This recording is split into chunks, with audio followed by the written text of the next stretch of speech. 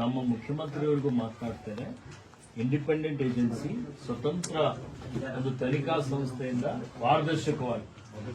ಪಾರದರ್ಶಕವಾಗಿ ನಿಷ್ಪಕ್ಷಪಾತವಾಗಿ ತನಿಖೆ ಮಾಡಬೇಕು.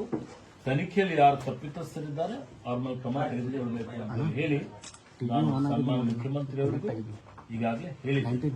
ಸರಿತಾ? ಇವತ್ತು ಸರ್ಕಾರ ನಿಮ್ಮ ಜೊತೆಲಿದೆ. ನಾನು ನಿಮ್ಮ MLA ಇದ್ದೀನಿ, ಮಂತ್ರಿ ಇದ್ದೀನಿ, ಜಿಲ್ಲಾ ಉಸ್ತುವಾರಿ ಮಂತ್ರಿನೂ ಇದ್ದೇನೆ, ನಮ್ಮ ಕ್ಷೇತ್ರದವರು ಇದ್ದೀರಿ. ನನಗೆ ಇವತ್ತು ಎಲ್ಲ ವಿಷಯಗಳಿದೆ ಅಂತ ನನಗೆ ಒಂದು ಫೋನ್ ಮುಖಾಂತರ ಯಾರು ಹೇಳಿಲ್ಲ, ನನ್ನ ಗಮನಕ್ಕೂ ಬಂದಿಲ್ಲ.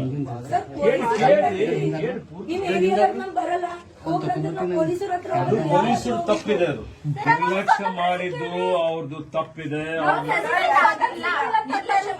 ಈಗಾಗಲೇ ಇಬ್ಬರಿಗೆ ಸಸ್ಪೆಂಡ್ ಮಾಡಿದ್ದಾರೆ. ನಿಮ್ಮ ಹೇಳಿಕೆ ತಗೊಂಡಾರೆ, ನಿಮ್ಮ ಹೇಳಿಕೆ ತಗೊಂಡು ಹೊರತುಪಡಿಸಿನೂ ಬೇಕಾಗಿನೇ ಇವತ್ತು ಇಲ್ಲಿಗೆ ಬಂದಿದ್ದೇನೆ. 100ಕ್ಕೆ 100% ನಿಮ್ಮ ಪರಿವಾರಕ್ಕೆ ಮತ್ತೆ ಸಚಿನ್ಗೆ ನ್ಯಾಯ ಕೊಡಿಸುವಂತ ಕೆಲಸ ನಾವು ಮಾಡ್ತೀವಿ. ನೀವು ವಿಶ್ವಾಸ ಇದ್ದೀರಿ, ಅರ್ಥ ಆಯ್ತಾ? ಪೊಲೀಸರು ಯಾರು ಪೈಲಕ್ಕೆ ಅವ್ರಿಗೆ ಸಸ್ಪೆಂಡ್ ಮಾಡಿ